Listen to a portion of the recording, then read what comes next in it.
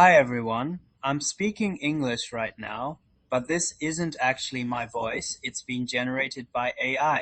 大家好，其实我不会说中文，但现在我正在用中文和大家交流。အဲ့ဒါကတော့ကျွန်တော်အတန်နဲ့ AI ကပြောနေတာပါအဲ့လိုမျိုးပြုလုပ်ဖို့အတွက်ကိုယ့်အတန်ကို AI မှာကလုံးပွားပြီးတော့ပြောခိုင်းရမှာဖြစ်ပါတယ်အဲ့လိုလုံနည်းတွေဖန်တီးနည်းတွေအများကြီးတွေကပေါ့နော်ကျွန်တော်ဒီနေ့ဒီ Minimax နဲ့ဖန်တီးကြည့်ပါမယ်ဒီ Google မှာ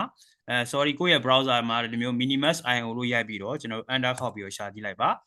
ပြီးလို့ရှိရင်ဒီမှာရှေ့ဆုံးကပေါ်လာတဲ့ဒီ link နဲ့ဝင်လိုက်ပါအဲ့ထက်ရောက်လို့ရှိရင်ကို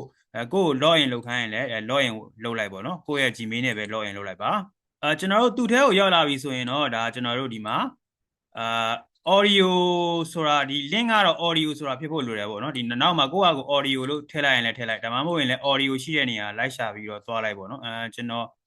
ဘတ်တော့ပြန်သွားမပြတော့ဘူးကျွန်တော်ဒီကနေ try audio now ဆိုတာနှိပ်လိုက်တာဗျာနော်try audio now ဆိုတာနှိပ်လိုက်ပြီးတော့မှဒီထဲကိုရောက်လာတာပေါ့နော်အကယ်၍အဲ့ထဲမရောက်ရင်လည်းကျွန်တော်တို့ဒီမှာ audio ဆိုတာလေးနောက်မှာထည့်ပေးလိုက်ကိုယ့်ဟာကိုထည့်ပေးလိုက်ရင်ရတယ်အဲ့တော့ကျွန်တော်တို့ကကိုယ့်ရဲ့အတန်ကိုကလုံးပွားနေတာဆိုတော့ဒီထဲမှာသချင်းတွေလည်းဖန်တီးလို့ရတယ်ဗျာသချင်းဖန်တီးခြင်းလည်းဒီမှာသချင်း music သချင်းဖန်တီးတဲ့နေရာရှိတယ်အကောင့်တစ်ခုတိုင်းအသစ်တစ်ခုတိုင်းကိုသူကcredit 1000ပေးရဆိုတော့ဒါဖန်တီးလို့ရပါတယ်ဖန်တီးလို့အဆင်ပြေအခမဲ့လည်းဖန်တီးလို့အဆင်ပြေတယ်ပေါ့နော်ကိုယ့်ရဲ့အတန်ကိုကလုံးပွားတာကြဒီမှာအောက်ကိုဆွဲလိုက်ရင်ဒီမှာ clone your voice ဆိုတာတွေ့တယ်အဲ့ဒီမှာကျွန်တော်တို့ဝင်လိုက်ပါဝင်လိုက်လို့ရှိရင်ကိုယ့်ရဲ့အတန်သွင်းထားတဲ့အတန်ကိုဒီမှာ upload တင်ပေးလိုက်ရင်လည်းရတယ်ဒါမှမဟုတ်တစ်ခါတည်းဒီမှာပဲတိုက်ရိုက်ဒီ record လုပ်ပြီးတော့ဗောနော်ဒါလေးကိုနှိပ်ပြီးတော့ကိုယ့်ရဲ့အတန်သွင်းလိုက်ရင်လည်းရပါတယ်ကျွန်တော်အခုဒီမှာအတန်သွင်းလိုက်တယ်ဗောနော်ကိုယ့်အတန်ကိုဒီညမှာ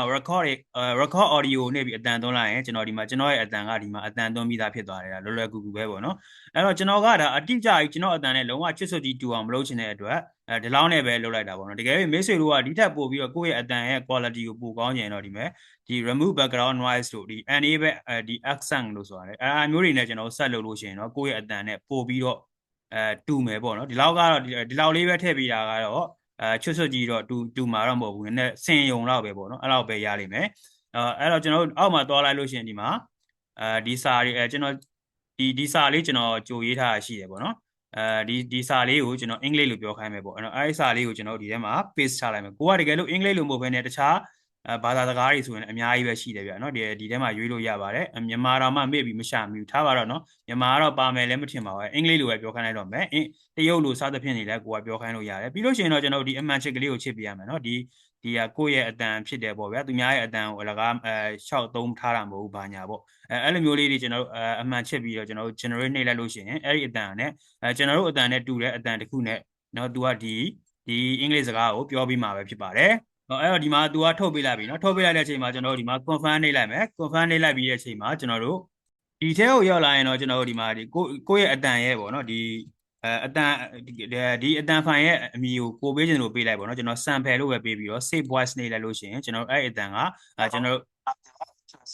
တို့ဒီမှာဒီအတန်လေးပေါ့နော်ဒါလေးရရကျွန်တော်ဒါကိုကြာရင်လည်းကျွန်တော်တို့ download လုပ်လိုက်လို့ရတယ်ပေါ့နော်အဲ့တော့ကျွန်တော်တို့ကဒီမှာကျွန်တော်ရှေ့မှာသွင်းခဲ့တဲ့အတန်သွင်းခဲ့တဲ့ဒီတရုတ်အတန်တို့ပါကိုလည်းဒီထဲမှာရှိနေပေါ့အဲ့လိုမျိုးတွေကျွန်တော်ကအတန်တွေရပြီဆိုရင်နောက်တစ်ချိန်အမှန်တကယ်တော့ပြန်ပြီးတော့အတန်သွင်းစရာမလိုတော့ဘူးဘယ်လိုလုပ်လို့ရလဲဆိုတော့ဒီမှာကျွန်တော်တို့ဒီမှာ touch to speak ဆိုတာရှိတယ်ပေါ့နော်အဲ့ဒီမှာအဲ့ဒီကိုသွားလိုက်ပြီးတော့ကျွန်တော်တို့ဒီမှာကိုပြောသိချင်တဲ့စကားကိုဒီထဲကိုထည့်လိုက်စောစောဟာကိုပဲကျွန်တော်ထည့်လိုက်မယ်ပေါ့နော်ထည့်လိုက်ပြီးတော့ကျွန်တော်တို့ဒီမှာတခြားသူကပြောနေတာတခြားအမျိုးသမီးတယောက်ရဲ့အတန်ဖြစ်နေလို့ရှိရင်ကျွန်တော်တို့ဒီအတန်ကို source voice နဲ့ချိန်လိုက်လို့ရတယ်ချိန်လိုက်လို့ရှိရင်ဒီမှာကျွန်တော်တို့ဒီ library ထဲကိုသူကဆက်ဆက်လာရင်ရောက်သွားလိမ့်မယ်အဲ့ဒီမှာကျွန်တော်တို့က my voice ကိုရွေးလိုက်တယ်ရွေးလိုက်ပြီးတော့ကျွန်တော်တို့သွင်းခဲ့တဲ့အတန်တွေကဒီထဲမှာရောက်နေအဲ့ဒီထဲမှာကျွန်တော်ဒီ YMB ဆိုတဲ့အတန်ကိုသုံးချင်ရင်လည်းကျွန်တော်တို့ဒီမှာ use ဆိုတော့နှိပ်လိုက်လို့ရှိရင်ဒီမှာဒီအတန်ကျွန်တော်ရဲ့အသွင်းထားတဲ့အတန်ရောက်လာမယ်အဲ့ဒါဆိုရင်ကျွန်တော်တို့ကနောက်တစ်ချိန်အတန်ပြန်သွင်းကြမလို့ပဲねကိုပြောစီချင်တာကိုပြောခိုင်းလို့ရပါပြီဟုတ်ပါပြီဗျာဒီဗီဒီယိုကတော့ဒီလောက်ပါပဲ